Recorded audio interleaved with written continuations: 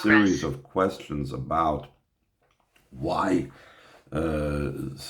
what's this idea of Yipter Adam Maxhaveiro mitoch dvar halacha? Why does it have to be even Torah? You could remember him through other things, and what's the connection with the other part that he says about Adam Arishon, remembering that only a place where Adam Arishon decided that a person should settle, that people should settle, would be settled. Places that Adam Arishon did not decide should be settled was not settled. Also, why does it have to be specifically Dvar Halacha? Why can't it be Torah in general? These are a series of questions that we asked on that Maimer Chazal.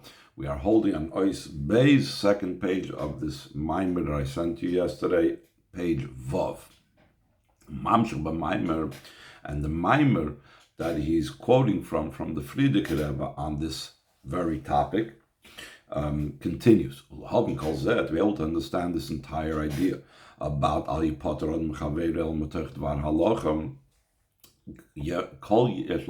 We have to first preface Tchila, initially. It's known that Tzimtzum Arishon Shaya B'Yonisav Baruch Hu V'chul, that there was the first constriction, the first setting aside of the divine light and energy, etc. And he goes on to explain what that Tzimtzum was about, that the light filled all possible space. So what is this idea of the Tzimtzum that took place over there? And also another idea is that the purpose of this Tzimtzum was not just to take away the divine light, it's just the opposite. The purpose of it was for the sake of revelation, as our Maimer will go on to explain further how Tzimtzum is for the sake of revelation. We could say, in the explaining of the connection of the topics, Al Yipter Adam Maxhaveiro with the Tzimtzum Arishon, Shaloi Nisparish b'Maimer. The Maimer, the Frierdiker Rebbe, doesn't explicitly state how we're going from discussing that a person should not leave his friend only out of a Dvar Halacha and this idea of Tzimtzum. All matters down here below, how much more so matters of Yidden,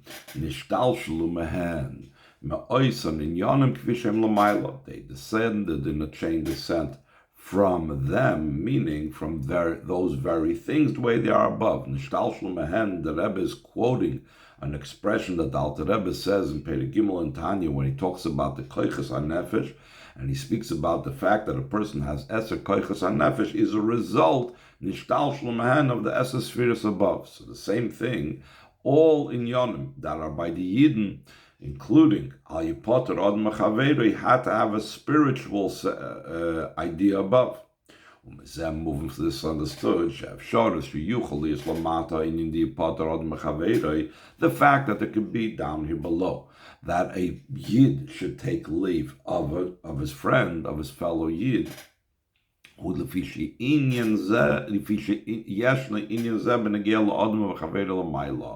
It's because this idea of taking leave of a man from his fellow is to be found above.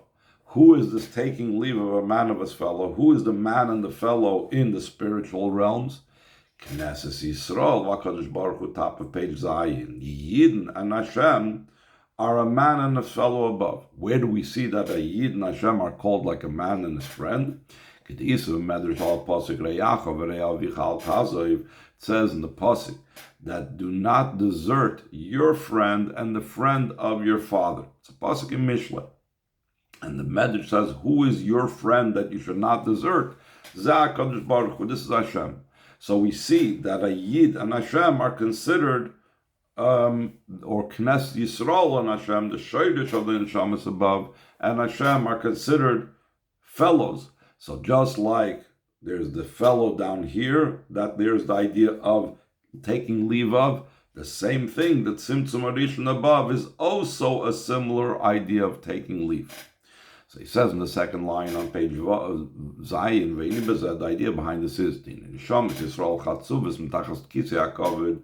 The Neshamas Yisrael are chiseled out, are hewn out from under the throne of glory. Ulamaylu yoiser, they even have a higher source. Lifnei tzimtzum, before the tzimtzum, they have a source. Harian neshamas, mushroshes bas musi barach. The neshamas are rooted in Hashem's very essence. Lamayla filim b'Torah, that's higher even than Torah. Akidu amaymer abesein Razal shiva dvarim kadmu la'olam. The Chazal say that there are 7 things that preceded the world, and amongst those 7 things, ubeneim Torah v'Yisrael. And amongst those 7 things, the Chazal enumerate Torah preceded the world and Yidden preceded the world. And then amongst those 2, U'Mesayim and the Medrash concludes, Shemachshavt and Yisrael kadmu l'chol davar afil l'Torah. The thought about Yidden, because it's not the actual neshamas were created later, but Hashem's thinking about the Eden preceded even Torah. As it says, Savas b'nei Yisrael, Dabar b'nei Yisrael. We've had this in previous Amorim many times. It says in the Torah that Hashem said, command the b'nei Yisrael, speak to the b'nei Yisrael. That means that there's a b'nei Yisrael for which the Torah is being given. So the b'nei Yisrael is the first in Hashem's mind before Torah. So since Yidden are rooted so high up, even higher than Torah, according to what's explained in earlier of Mamorim of the year Tavshin Chaf Aleph that we're learning now,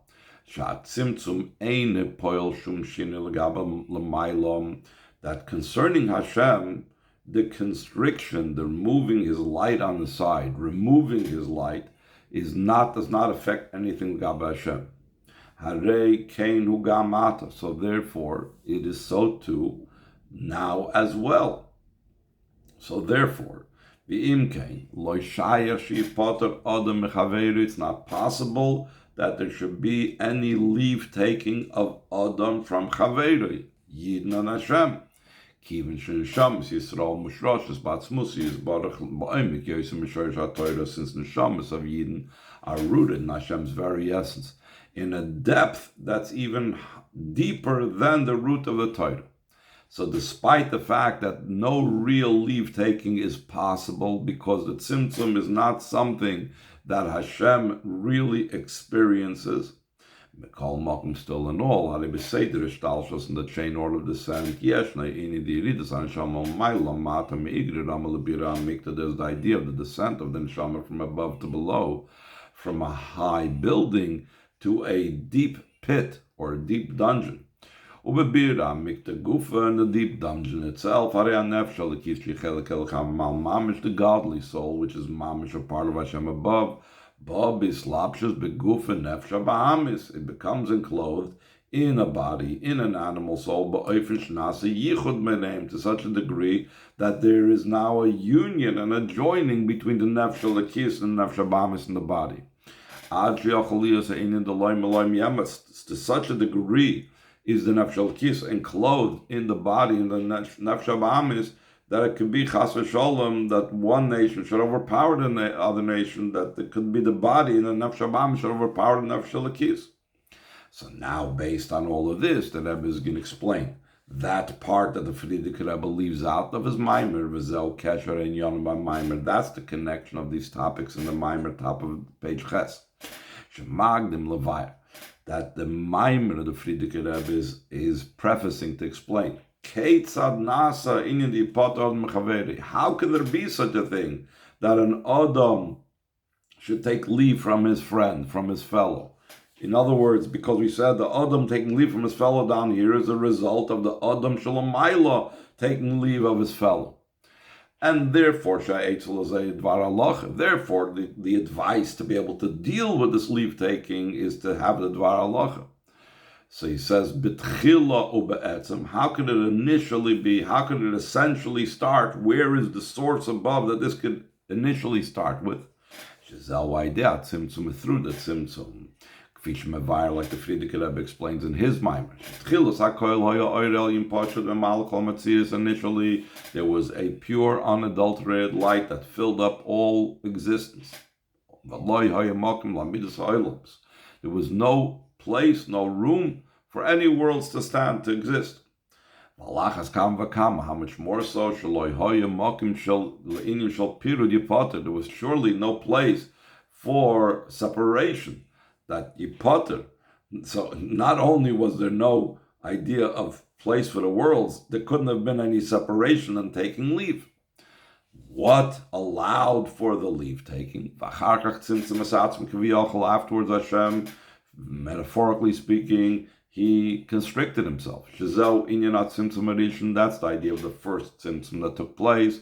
The first tzimtzum is unique and different than all other tzimtzumim. All other tzimtzumim are just that the light and revelation lessened and decreased, whereas the tzimtzum addition is such, like we've mentioned different times, where the entire light was removed and there was a completely empty space. So, Vaidezeh, and through that tzimtzum addition that was in a way of siluk, there came about the possibility that there could be the spiritual level of Adam could leave Chaveroi, that Hashem could take leave Kaviyachal of the Yidden because he removed himself, and therefore the result of that is down here. Because of that, it could be also that a person could take leave of his fellow down here below, or physically a Yid could leave another Yid. So we also mentioned that the Frierdiker Rebbe explains in the Maimer not just the details of the Tzimtzum, but that the purpose of the Tzimtzum is for the sake of revelation. So that's what he goes on now in Nois Gimel, line 13. And the Maimer continues to explain the intention of the emanator of the Eibishter in the idea of Tzimtzum. The meaning, the content of this Maimer is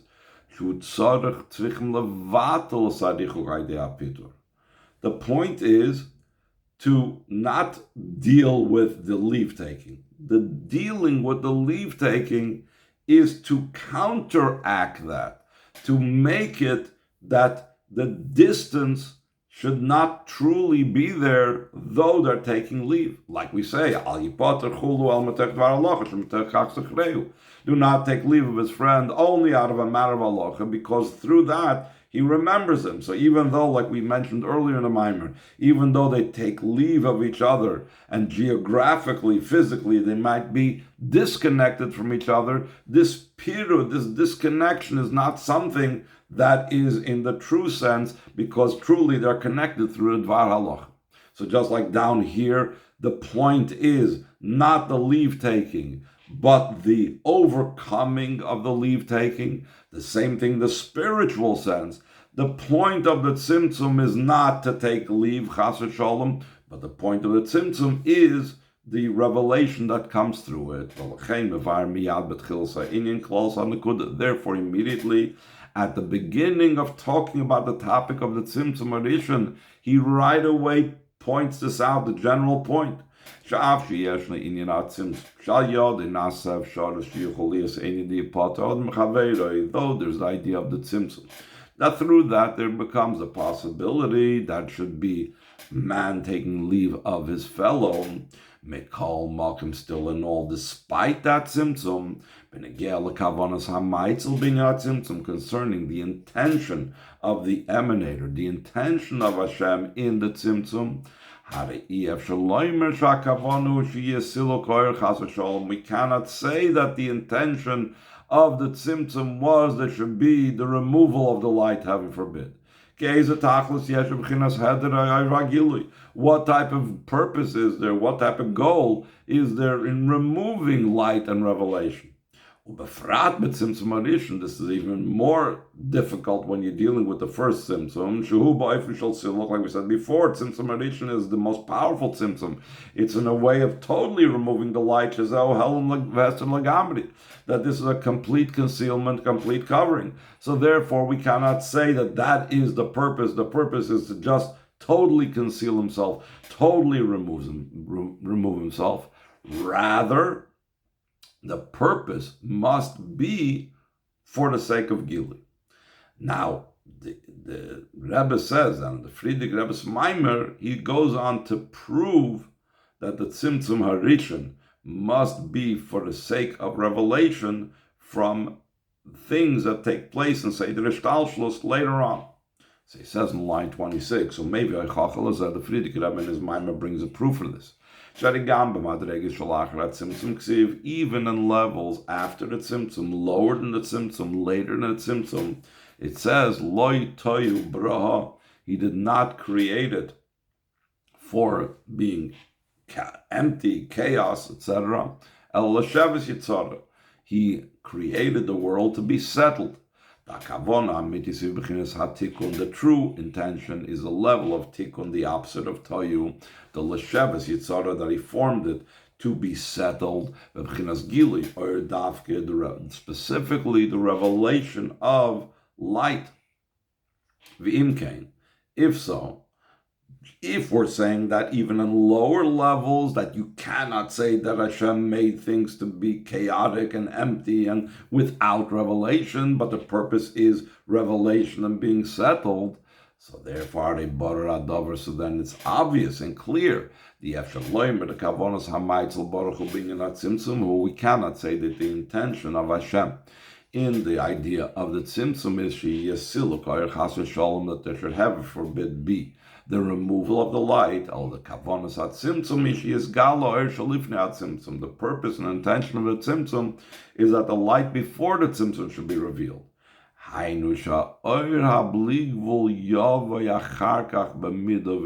This is going to be a crucial point that the Maimer is going to explain.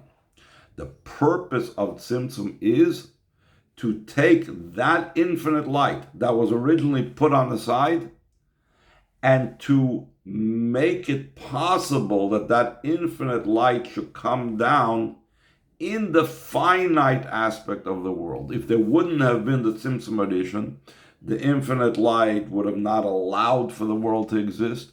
Once you make the Tzimtzum, so then that infinite light could be squeezed in to the finite aspect of the worlds, to the finite, limited nature of the world, as the Maimer is going to go on to explain this purpose and so on. Top of page test. The idea behind this is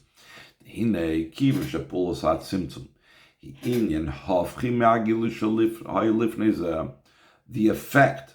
Now we're not talking about purpose. We're talking about the actual effect of the tzimtzum is the total opposite of the revelation that was there before. First it was revelation, then it was totally not revealed. Complete opposites.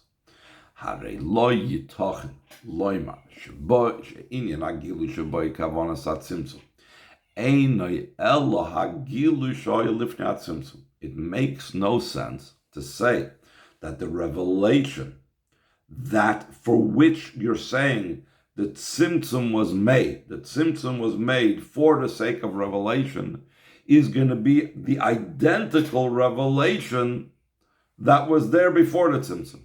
If the gilui that the tzimtzum causes and brings about, which is the purpose of the tzimtzum, is going to be the identical gilui that was there before the tzimtzum, you cannot say that. So what's the need and what's the benefit of the entire matter? It's similar to what the Rebbe always talks about, that you must say that Yerida is L'tzoyrech Aliyah that's higher than the Aliyah that was before the Yerida. If you say that a descent is for the sake of an ascent, but you're just ascending to the same level you were there before, why descend? Are you going to invest $100 to have a return just of $100? It makes no sense. If you invest $100, you expect a return of $1,000. You expect a return much more, or at least more than what you invested. The same thing, if you have a Yerida or you have a Tzimtzum, it must be that the Gilui for which the Tzimtzum is there is a greater Gilui that was there before. Therefore, we have to say line 6. The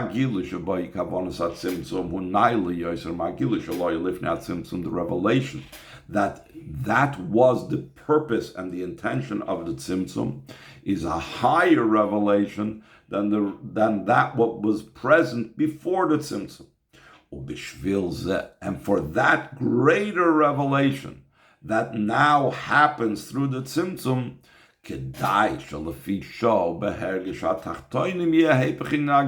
Therefore, it is worthwhile that temporarily and by the feelings of those below will be the opposite of revelation. From Hashem's perspective, we said that Tzimtzum does not conceal. But the point is the other way around. The point is from our perspective, from our sensing it, we see that it's the opposite of revelation. Why is that worthwhile?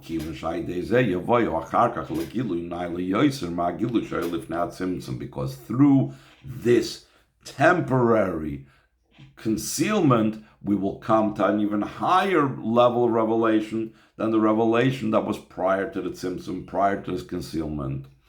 Closing in that tzimtzum. And that's why the Frierdiker Rebbe in his Maimer continues and explains the general idea of tzimtzum. The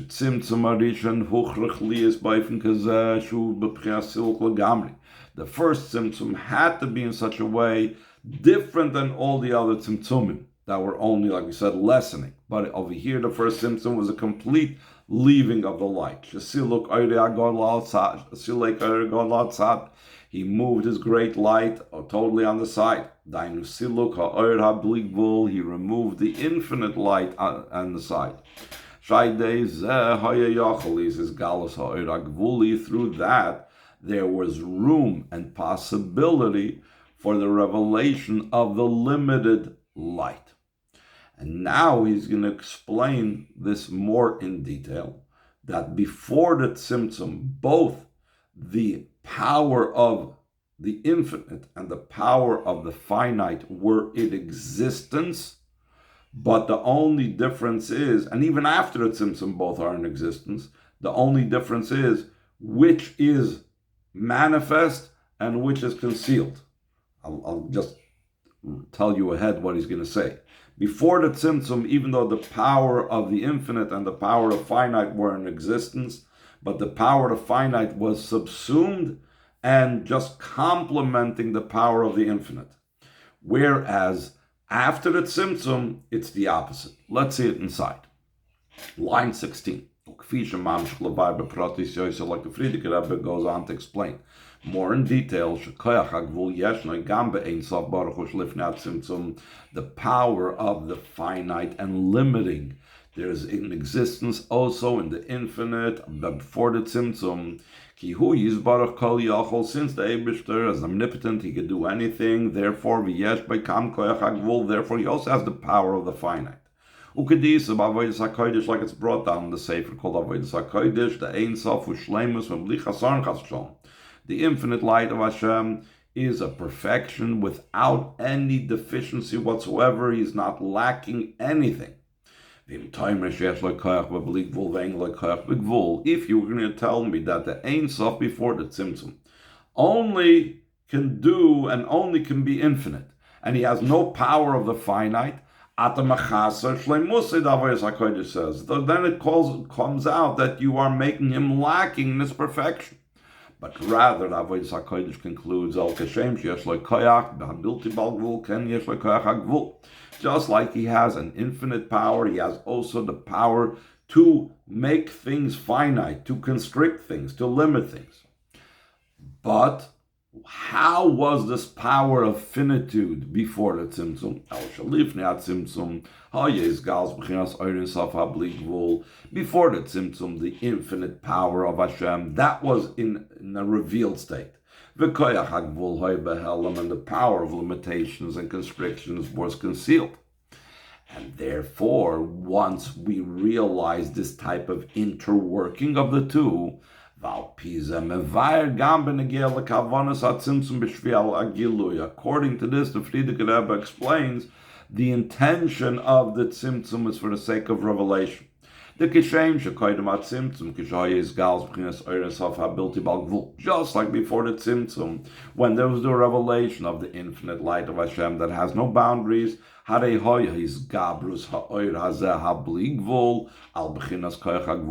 page Yud. So then this unbounded light overpowered the power of limitation. It was unrecognizable at all.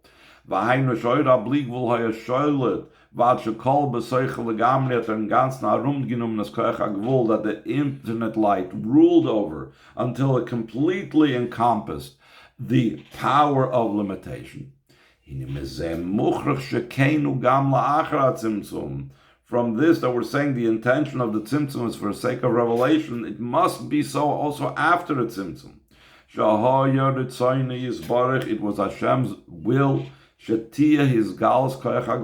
should be a revelation of the power of Hashem's limitation. Now,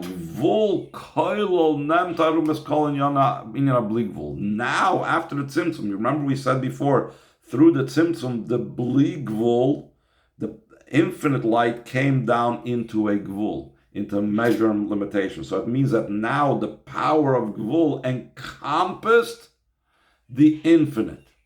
And therefore, how do you tap in now to the infinite? Only via the finite, limited power of gvul after the tzimtzum, as we'll go on to explain more tomorrow with the certain names of levels that this is known for.